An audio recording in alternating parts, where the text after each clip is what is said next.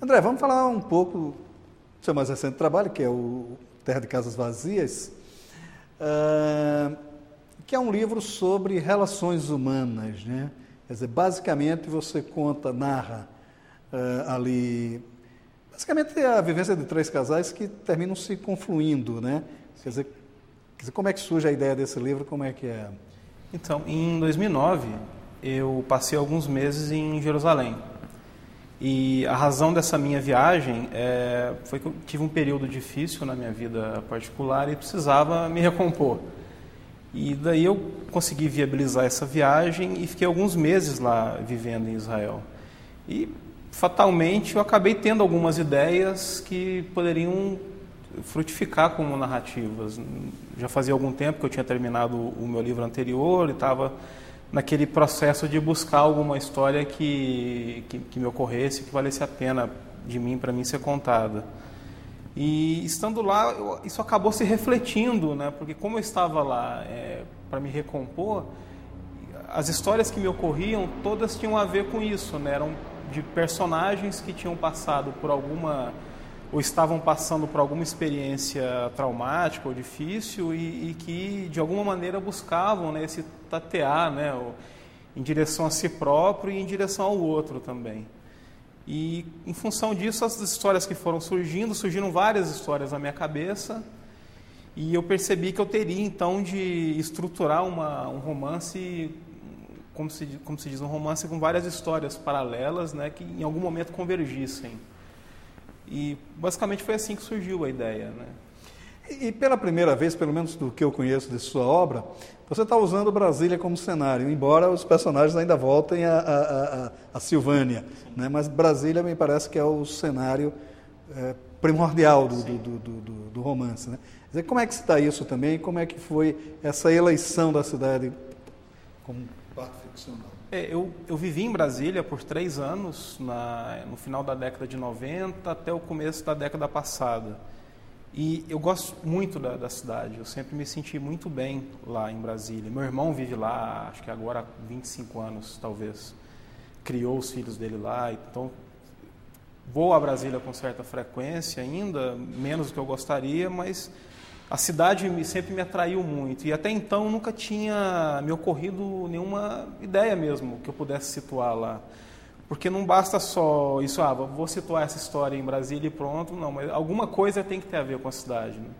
E o próprio título do livro, né, Terra de Casas Vazias, é algo que uma das personagens a certa altura pensa, que ela está caminhando ali perto do sudoeste, ali, né, perto do parque da cidade, e numa certa hora do dia em que a cidade parece vazia. Então ela tem essa ideia, ela imagina isso, né? Como se houvesse um apocalipse em que só os seres humanos e os outros animais fossem extintos, de tal forma que as edificações ficassem inteiras, né? Intactas, mas vazias. Porque isso meio que espelha a solidão que ela está sentindo, o momento em que ela se encontra na vida dela. Então, como a cidade me dava subsídios, digamos, para apresentar melhor esses personagens, eu percebi que era o momento de utilizá-la numa narrativa. Então, tem muito a ver com isso. Agora, há uma coisa interessante no livro também, que é a situação limite em que se encontram os personagens num determinado momento, né? E como eles buscam fugir de uma certa apatia pessoal, né, por conta dos traumas que ele sofre, né, o casal que perde o filho, né, quer dizer, também como é que isso se desenha como narrativa na sua trajetória mesmo, porque vários livros seus também, vários personagens se encontram nesse instante limite, né? Acho que a diferença principal desse livro em relação aos outros, no anterior, no Dentes Negros, já havia um pouco disso, em que mesmo naquele cenário apocalíptico, os personagens ainda acabavam buscando alguma forma de continuar e tal. Mas nos livros anteriores, nos primeiros livros, não havia essa tentativa real e efetiva de sublimar essa apatia, ou mesmo de contorná-la, ou lidar com ela de alguma maneira. Então, acho que a principal diferença desses 2 últimos livros em relação aos primeiros é isso, que há, de fato, uma busca desses personagens, né, por um novo chão, né, sobre o qual eles possam caminhar. Então, É claro que algumas pessoas, eu rio muito quando dizem, então é história de superação. Não é bem isso, né? Porque não é que as coisas fiquem bem no final. Mas acho que passa pela ideia de que os personagens, em determinado momento, aceitam que a situação é de fato difícil, né? Quase insuportável. E isso em si já é um começo para você conseguir lidar com os problemas pelos quais passa, né? Não que vá tudo ficar bem, nada vai ficar bem, eu acho, mas essa aceitação acho que é uma ideia mesmo de que as personagens talvez sejam mais maduras em relação à forma como lidam com a vida, talvez, eu não sei. E me pareceu também que, do ponto de vista da linguagem, isso mesmo com relação aos Dentes Negros, ao romance Dentes Negros, me pareceu que a linguagem está mais elaborada, há uma preocupação maior com o apanhar de cada termo, com a construção das frases. Me pareceu um amadurecimento literário mais perceptível do Dentes Negros para esse livro. Você sente isso? Em relação a Dentes Negros, não, mas em relação aos primeiros, o que diferencia também é que nesses últimos livros eu fiquei um pouco mais convencional, entre aspas. Assim, eu deixei de experimentar tanto com a estrutura e até mesmo com a forma, deixei de permitir que o texto se contaminasse tanto pela maneira como são os personagens. Então, é uma narrativa mais convencional, uma narrativa mais... o primeiro romance mesmo, Hoje Está um Dia Morto, a própria tessitura do texto ela é contaminada pelos personagens, no caso são adolescentes e tal. Então, eu brinco muito com o uso de neologismos, com o uso de termos estrangeiros. Eu faço uma brincadeira maior dentro da própria estrutura do texto, ela é mais quebrada, eu coloco trechos que parecem de roteiro, de cinema, esse tipo de coisa. Eu já não brinco mais estruturalmente, assim, esse romance ele é mais tradicional enquanto à forma. Não há nada de... A única coisa que eu fiz assim é que, como eram várias histórias paralelas, eu tive que estruturar isso de alguma maneira. E como eu estava em Jerusalém, e como um dos casais aí da história também vai para Jerusalém a certa altura do romance, eu percebi que eu poderia utilizar a própria forma urbana da velha Jerusalém para espelhar a estrutura do livro. É que a cidade velha de Jerusalém ela é dividida em 4 quarteirões, como se fala lá. Você tem o quarteirão cristão, o quarteirão árabe, o quarteirão armênio e o quarteirão judaico. E no meio lá tem onde ficava o templo, né, que hoje está o Muro das Lamentações, e a mesquita, né, o Domo da Rocha. Então eu pensei que eu poderia, então já eram 5, digamos, passagens diferentes dentro do livro, 5 blocos narrativos. Então eu pensei em estruturar dessa maneira, de tal forma que o bloco central, que é justamente onde fica lá em Jerusalém o Muro das Lamentações e tal, ele espelhasse o passado, que é justamente o que diz respeito ali, que a briga toda diz, aqui ficava o templo, não, aqui tem o Domo da Rocha, então é aquela coisa inegociável para as religiões ali que disputam aquele espaço, né? Então ele tem 4 histórias que se passam contemporaneamente, 4 blocos que se passam contemporaneamente, e um que é central, que é o que você falou que se passa em Silvânia, que se passa na adolescência, na infância dos personagens, e ele é justamente o único que é narrado no tempo presente. Então a única brincadeira, digamos, que eu fiz estrutural foi essa. Acho que tivesse tido essa ideia há 10 anos, quando eu escrevi meu primeiro livro, quando eu terminava de escrever meu primeiro livro, eu acho que eu teria brincado mais nesse sentido, em termos de estrutura, de linguagem. Hoje em dia, eu estou ficando mais... Eu estou perseguindo uma forma mais simples mesmo de contar a história. Assim, quanto menos malabarismos narrativos, mais interessante para mim se torna como autor, assim, como escritor. Mas eu percebo que a sua obra como um todo, a questão do enredo ela é muito salientada, ela é muito... Quer dizer, você... E não é um enredo... Quer dizer, na verdade é um corte na vida de determinadas pessoas, né? Ele não que ali seja o fim da história daquelas pessoas e tal. Embora para alguns que morrem, claro, né? Mas, no geral, há essa intenção do corte, né? Diz, olha, em determinado momento esses personagens sofreram tal processo traumático ou não e resolveram dessa forma e tal. Quer dizer, você também preza muito por essa questão do enredo. Eu sempre preciso, digamos, de um conflito ou algum fato que dê, digamos, um incipit narrativo, assim, algo que empurre a narrativa adiante.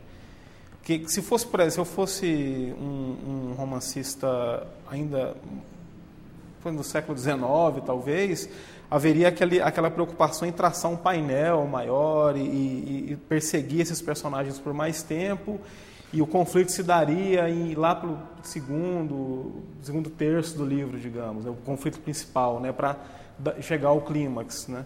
Isso toma uma estrutura bem convencional mesmo, né? Não estou dizendo que os grandes fizessem assim, mas haveria essa preocupação maior. A minha preocupação é mais um recorte menor, né, num espaço de tempo menor, no caso, em que esse conflito principal, ele às vezes está no começo e que justamente é o que deságua na narrativa. Então a narrativa é simplesmente, ou não tão simplesmente assim para quem vive, né, mas é uma reacomodação, digamos, das coisas até onde isso é possível. Então há um conflito e aí elas se reacomodam e eu tento entender como é que essa reacomodação se dá. Tento apresentar, né, mostrar como essa reacomodação se dá. Agora, seus personagens, eles têm umas características curiosas. Eu digo isso por conta... não chega a ser um triângulo amoroso, mas ali a relação entre Teresa, Arthur e Ruth, eu acho, Ruth é a outra personagem, Rita, quer dizer, o Arthur está ali meio que sendo levado pela consequência, encaminhado mais ou menos pela ação e pelo caráter das outras duas mulheres, né? Quer dizer, não que elas sejam mulheres fortes, ao contrário, né? Há várias fragilidades dela no livro, mas que, na verdade, há um predomínio, né, delas sobre ele, né? Quer dizer, também é uma espécie de conflito moderno, né? Mas, para mim, o que importa mais nessa passagem também é que é o primeiro momento em que ele toma ele faz uma escolha, de fato, né? Até então, até pelo caráter dele, ele é meio que levado pelas coisas, né? Ele aceita, ok. Mas nesse momento, né, em que ele está diante da outra mulher, ele escolhe não ir, né? Ele escolhe voltar para a esposa. Então, isso para mim é importante também, porque mesmo um personagem como ele, que é mais conformado, mais aceita meio que as circunstâncias, ou a maneira como a vida vai impondo as circunstâncias para ele, neste momento específico ele decide não, né? Ele escolhe não fazer o que ele está prestes a fazer, e mais do que isso, ele escolhe também, ele percebe que as coisas estão degringoladas muito na relação dele com a esposa, em função da perda que tiveram, e ele também decide fazer aquela viagem, né? Por isso que a viagem, no caso desse casal para Jerusalém, é muito importante também. Não é que a viagem em si vá resolver os problemas que eles têm, vá ajudá-los a conviver melhor com a perda do filho. Mas a viagem em si já há um deslocamento físico, material óbvio, né, que talvez faça com que eles se enxerguem o outro e a si mesmo de uma maneira diferente. Então, a ideia principal é essa também, né? E são duas escolhas do Arthur, né, do personagem, né? Que é curioso isso. Eu queria que fosse curioso, né? Talvez não seja, mas... Às vezes, exatamente nos dois momentos em que ele toma a atitude, tem um terceiro também, quando ele resolve mudar de profissão, né? Que ele estava como advogado e torna-se funcionário público, né? Mas, agora, e a relação também, há uma relação interessante da prima do Arthur com a outra parceira dela também, né? Que é uma relação de um amor muito, muito profundo, né? É um romance, é um momento de uma relação amorosa dentro de um romance também, né? Quer dizer, como essas duas personagens também, o desenvolvimento desses personagens. Isso, na verdade, eu confesso que eu roubei mesmo essa história. Quando eu estava em Jerusalém, eu conheci pessoas numa situação muito parecida, em circunstâncias muito parecidas, né? Que uma das pessoas do casal trabalhava numa ONG, que fazia um trabalho junto aos territórios ocupados lá. E eu achei a história muito bacana das duas meninas e resolvi, né, roubei descaradamente mesmo. Mas eu avisei que ia roubar e tal, vou usar isso no livro e tal. Nossa, pode usar. Óbvio que não é as mesmíssimas circunstâncias, são as mesmíssimas pessoas, mas muito do que eu vi que elas viviam e tinham vivido antes também, eu acabei transpondo para essas duas personagens. E, de fato, a relação delas era muito bacana mesmo, assim, era uma relação muito, muito bonita mesmo. Então, uma foi com a outra, para o outro não tinha nada a ver, né, com Israel, e ela foi, porque estava juntas, ela foi, acompanhou a parceira até lá, a namorada até lá, e isso eu queria de alguma forma mostrar, né, que no caso do Arthur e da esposa, eles vão para Israel, ele arrasta a esposa para Israel e se arrasta também, para ver se dá consegue reavaliar toda a situação que eles estão vivendo, né? Se recompor mesmo. E no caso das duas, não, né? Elas já tinham se recomposto, né? Eles tinham passado por uma experiência, isso das personagens do livro, né? Tinham passado pela clínica de reabilitação, e então elas foram para lá já inteiras, ou até onde isso é possível, né? Então... E o seu novo livro? Você, quer dizer, acabou agora recentemente um outro romance, está na editora ainda, né? Quer dizer, dá para falar um pouco sobre ele? Tem muito Brasília nele. Assim, eu acho que eu continuo explorando essa... Tem muito centro-oeste, assim, na verdade, né? Porque eu sou de Goiânia, fui criado no interior de Goiás, né? Então eu estou muito ligado a algumas questões para mim que se impõem ali. E principalmente algo que eu tangencio nesse livro, né? Que é uma questão política, ou que tem a ver com políticos, né? Não é bem uma questão política, mas com políticos. Nesse livro eu enfrento mais diretamente, que tem um personagem lá que é um tarefeiro de político, assim, não é nem alguém ligado oficialmente a um determinado político, mas é aquele cara que quebra galho, faz isso, faz aquilo, é motorista, não sei o que lá. E esse personagem, em algum momento, ele é confrontado com uma situação em que ele também tem que fazer uma escolha, e ele, obviamente, faz a pior escolha possível, senão o livro acabaria ali, né? E, a partir daí, ele é obrigado a fugir. E ele acaba, o pai dele tem uma fazenda perto da cidade onde eu cresci, Silvânia, ele acaba indo, ele vai a Brasília primeiro, fica um tempo em Brasília e acaba indo para a casa do pai. E aí eu tento brincar com um lance de mudar o foco um pouco narrativo, que o livro parecia ser sobre uma coisa e acaba se mostrando ser sobre outra coisa. Que é essa reaproximação familiar mesmo, ele ainda está muito ligado ao que ele passou, ao que ele fez, ao que ele cometeu, mas ele ainda consegue ali com a família também reavaliar tudo a vida dele. Tá? Então, basicamente é isso. Então, está muito dentro ainda dos temas que eu explorei nesse livro, só que a estrutura ainda é mais...